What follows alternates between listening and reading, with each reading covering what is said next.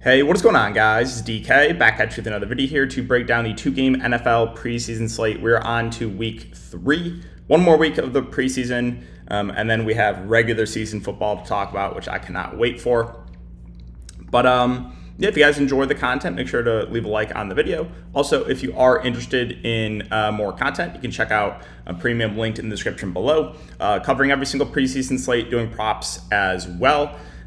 So yeah, doing videos for all the main slate, live stream before lock, player pool updates, which are very important, closer to game time when you got guys getting ruled out, which kind of changed the slate. So, all and Discord access to ask me questions. So all that linked in the description below. If you guys are interested, definitely give you a leg up on the field.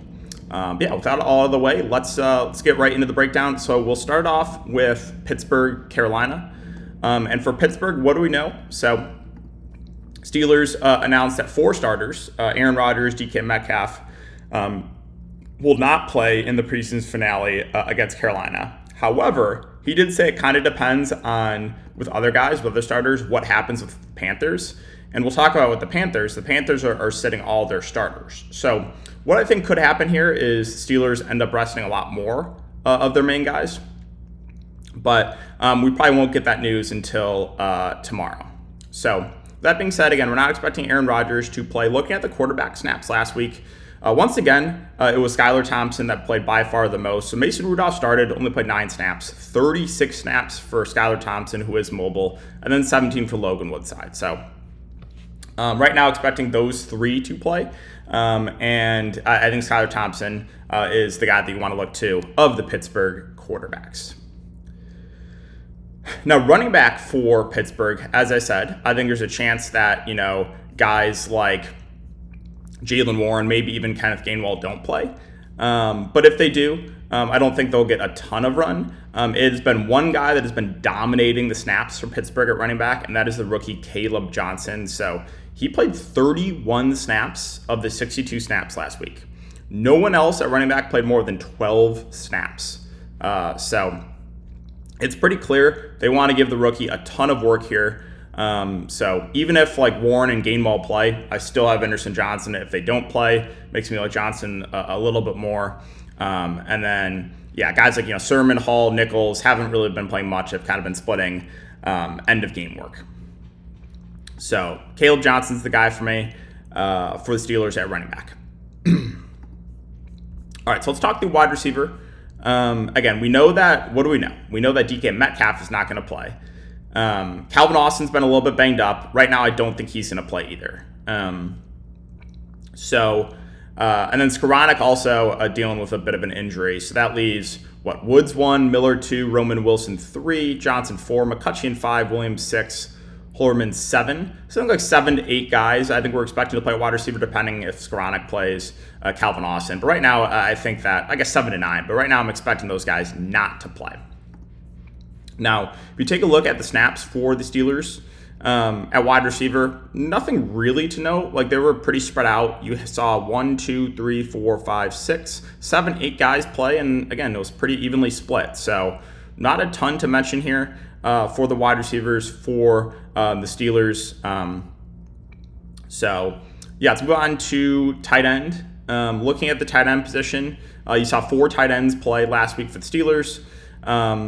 It was JJ Galbraith, I think that's how you pronounce his name, that played by far the most, 40 snaps and 21 routes. I think he's the guy that I'm looking to here for the Steelers. Hayward, a solid pass catcher, probably plays and is viable too. But yeah, I think JJ is probably the guy I like the best right now for the Steelers at tight end. Okay, so let's move on to Carolina. So for Carolina, we know that Bryce Young's not going to play. Andy Dalton's been banged up. They said if it was a regular season game, he could play, but right now I am not expecting Andy Dalton to play. So that leaves Jack Plummer, and then recently signed Bryce Perkins, who is mobile. So right now, I think what you can expect from playing time is that Plummer starts and probably gets at least a half, maybe a little bit more, and then you get the rest for Perkins. Could be a half each, could be a little bit more of a half, or could be more than a half for Plummer. But the one thing I will say about Perkins is he is very mobile. So that definitely does boost his floor. If you told me that both were playing a half, then I would prefer Perkins. If you're looking at the snaps for quarterback last week. You saw 7 snaps for Young, 6 for Andy Dalton, and then 41 for Plummer, right? So Plummer played by far the most. But again, you do have Perkins, who they recently added, and I think definitely will get out there. Okay, so looking at the running back position here for Carolina, kind of similar to Pittsburgh. They have a good amount of guys at running back, but it's been one guy that has played the most in both games, and that is going to be the rookie, and Trevor Etienne played 20 of the 54 snaps. No one else played more than 9 snaps for Carolina at running back. So also we know starters are not going to play. So I think you X out Chuba Hubbard. Do the starters include Rico Dowdle too? Not sure. They could. Raheem Blackshear is more of just a special teams guy, so he hasn't really been playing a ton. If they X out, let's say they X out the top 2, and then Blackshear doesn't play a ton, then yeah, you could be looking at a lot of Trevor Etienne. And then, if they only have 4 running backs, I think you could consider Bailey and Adams here as kind of contrarian plays, but I think it's Etienne pretty clearly the guy that is going to look the best here. All right, and then looking at wide receiver for Carolina, so we're not expecting the starters to play. So that's going to be the top 3 in my opinion. Coker's been a little bit banged up, but is expected to play. So they still have a decent amount of guys on this roster at wide receiver. Coker 1, Renfro 2, Moore 3, Horn 4, Tremaine 5, George 6, Hudson 7, Reed 8, Luther 9. So I think it's fair to assume that 9 guys will play right now for Carolina. Looking at the snaps from last week, let's see. Renfro played 24 snaps. So he was out there for a decent amount. He's battling for a roster spot. Tremaine played 28 snaps. David Moore played 27 snaps. 54 snaps total. So those are the 3 that got the most amount of work last week for Carolina. All right, and then moving on to tight end for the Panthers. You saw 5 guys play. Snaps were pretty spread out, but Mitchell Evans ran the most amount of routes. And I think that he's probably the guy that I look to if I had to play one of the tight ends here, the rookie. I think he probably gets the most amount of routes again for Carolina. Okay, so let's move on to New England and New York, the final game here on this 2-game slate. So for the Patriots, haven't got definitive news yet, but it kind of sounds like the starters are not going to play. So Vrabel hinted heavy workload for the starters in practice on Tuesday, which kind of indicates that they're not going to play, but not a guarantee. But again, that's kind of the assumption I am making right now is we're not going to see Drake May and the starters. So if that is the case, then there would only be 2 quarterbacks that would play. That would be Dobbs and Wooldridge. I think it's fair to assume a half for each, and I think I would prefer Dobbs, who's a bit more mobile of the 2 quarterbacks here.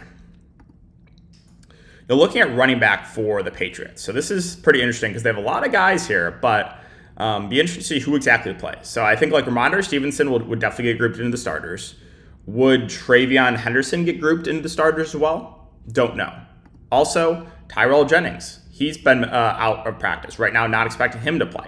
Does Antonio Gibson play? Probably, but not a guarantee.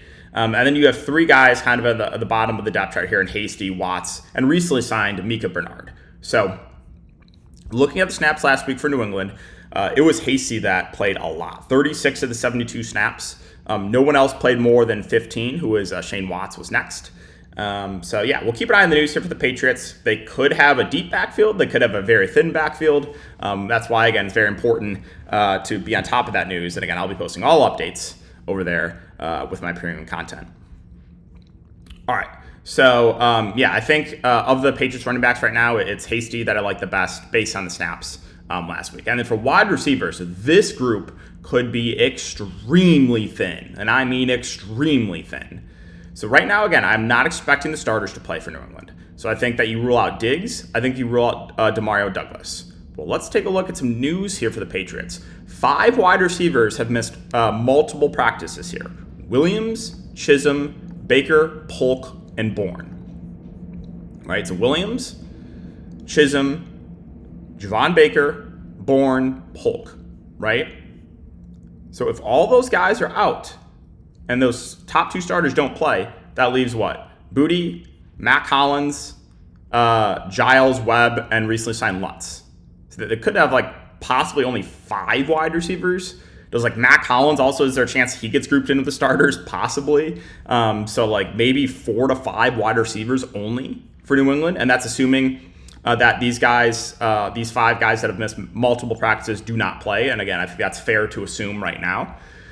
So, yeah, New England could be extremely thin at wide receiver. I mean, maybe they might just have to play Diggs and Demario Douglas a little bit just with how thin they are. So, another situation that we'll definitely monitor. But looking at the snaps last week for the Patriots, a few guys played a lot. Javon Baker, 37 snaps. Webb, 31 snaps. And then you saw 25 snaps for Chisholm.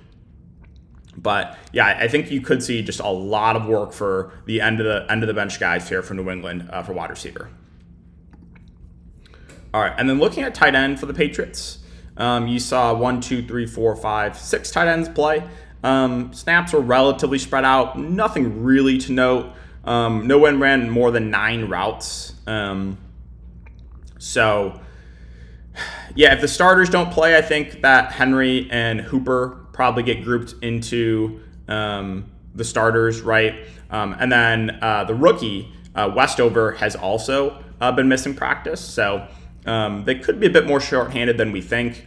Maybe 3 to 4 tight ends. So possibly some plays here. But as I said, we'll keep an eye on what New England does there. Probably get that confirmation tomorrow, closer to game time. Okay, so for the Giants, this one's interesting. So according to Jordan Rannon, good chance Giants starters play in the preseason finale, which goes against what they've done in previous years where they've sit the starters in the final week. So I am curious because if the starters play, this would be a pretty unappealing team to get to, especially for quarterback, because that would mean 4 quarterbacks would play.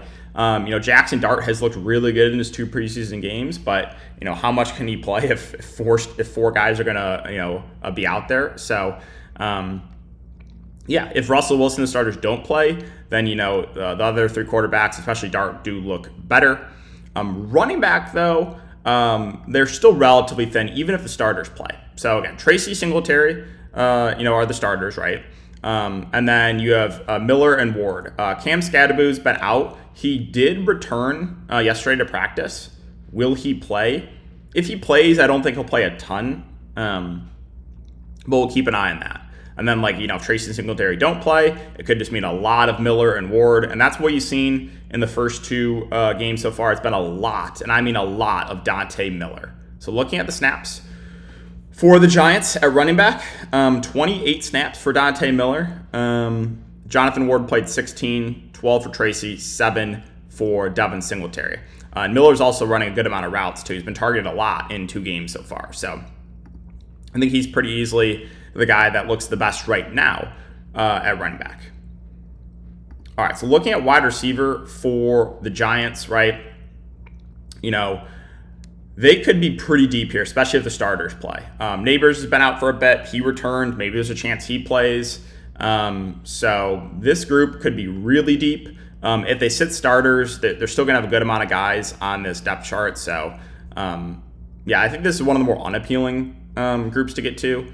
Looking at the snaps, Gunner played 33 snaps last week. You saw 31 snaps for Wells, 29 for Lil Jordan Humphrey. So those are the guys that played the most. But it could be a really deep room here, especially if the starters do give it a go. And then tight end, you saw 5 tight ends play last week. Fedone and Terry ran the most amount of routes, 13 each. Probably the guys I would look to, especially Fedone there for tight end. But guys, so that's going to wrap it up for the breakdown. As I said, a couple things to keep an eye on, right? Patriots, who exactly is going to play, how many wide receivers are going to be active, and then the Giants, keep an eye on this news. Right now, the assumption is that the starters are going to play, but not a guarantee. So, But thanks again for watching, guys. If you do enjoy, make sure to like, subscribe, and hit the notification bell. See you guys all in the next video.